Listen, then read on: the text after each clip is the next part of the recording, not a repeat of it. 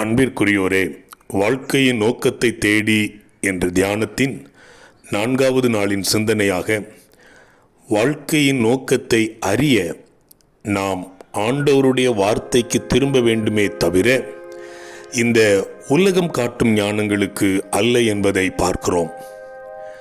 நம்முடைய வாழ்க்கையை உலகத்தில் மாறும் கருத்துக்கள், தோன்றி மறையும் மனோ தத்துவங்கள், வெற்றிக்கு வழிநடத்தும் கருத்தரங்குகள் ஆகியவற்றின் மேல் கட்டாமல் என்றென்றைக்கும் மாறாத ஆண்டவரின் வார்த்தையின் மேல் கட்ட வேண்டும்.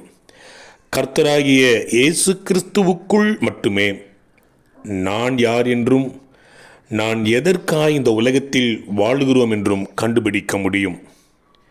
ஒரு நாளிலே நாம் கிறிஸ்துவை பற்றி கேள்விப்பட்டோம். அவர் மூலமாகவே நாம் விசுவாசத்தை பெற்றுக்கொண்டோம்.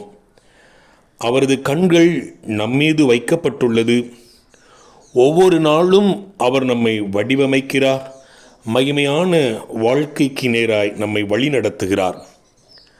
கடவுளின் மாபெரும் நோக்கத்தில் நம் ஒவ்வொருவருக்கும் ஒவ்வொன்றிற்கும் உள்ள பங்கை நியமிக்கிறார்.